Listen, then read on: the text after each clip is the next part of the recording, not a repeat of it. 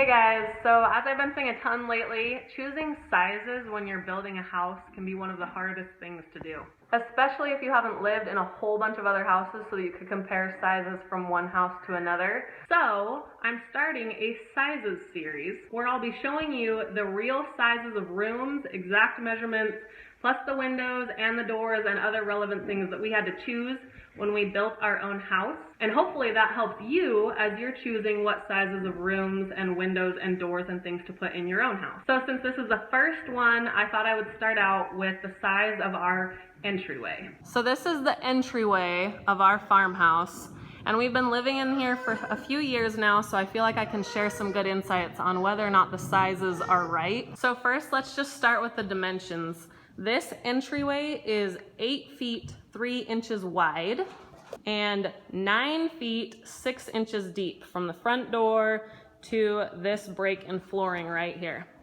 The ceiling in our entryway is 9 feet tall, and our front door is 64 inches, that's the entire opening, not just the door, 64 inches wide by 98 inches tall. The two most standard size of doors are 98 inches tall and 80 inches tall. So this is a super oversized door, almost 20 inches taller than your standard door size. And you can see that this room really did need to be this large in order to fit that door and not feel scrunched. There's not very much space above the door or on either side.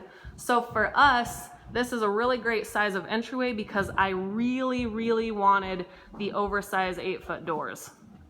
The door itself that opens and closes is only 36 inches, which is a standard size. And then the two side lights are about 12 inches each.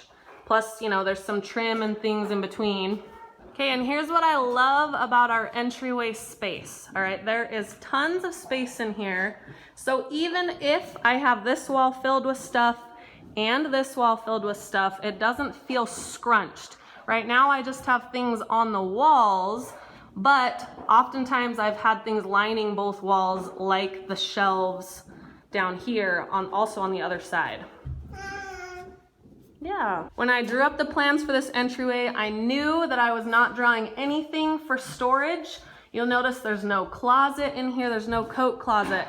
That was just personal preference, although I do go back and forth on that. We end up with a lot of clutter in here because I don't have anywhere to put it, but I plan on putting eventually an armoire or something freestanding in here to keep the shoes and the coats at bay.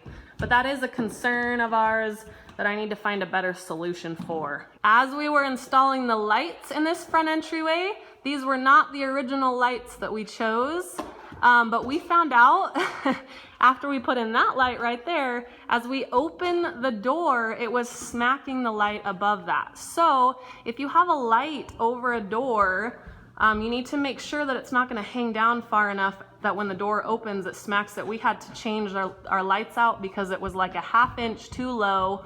I love these lights, I don't have any problem with them, but it is something to consider, especially with an oversized door where there's not very much clearance above that. And then the last thing is, I love this oversized door. I get tons of compliments on it. Lots of people are very concerned with the windows in it because obviously you can see totally out.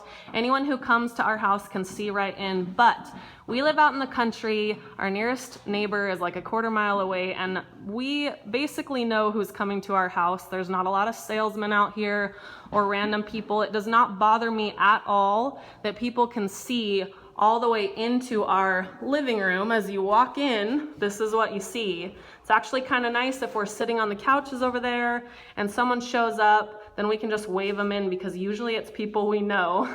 So our ceiling, if you'll notice, this is the 9-foot ceiling in the entryway, and then it goes up in our living room to almost 15 feet over there. I like that the entryway is separated by that little spot right there. It feels separate, so it's not part of the great room. So I do really like that change in the ceiling. And one more note about our door. This one is solid wood. I love the oversized doors, however, back over there, we also have an oversized door, but it's vinyl. And let me tell you, it flops, okay? I don't like how wobbly it is. So if I were to do it over again, I would make sure that all of my exterior doors, at least the ones that are oversized, need to be something a whole lot more solid. That one is too floppy. This one though is solid wood. Hi, farmer. And I really do love that. So keep that in mind if you do decide to go with the solid wood doors. So be sure and let me know what you think about the sizes of our entryway. Let us know what the size of your entryway is right now and what you like and don't like about it, so that everybody who's planning their new home, especially their entryway, can look at the sizes here and decide what's going to be best for them in their new house. See you next time, and we'll do another room with more sizes.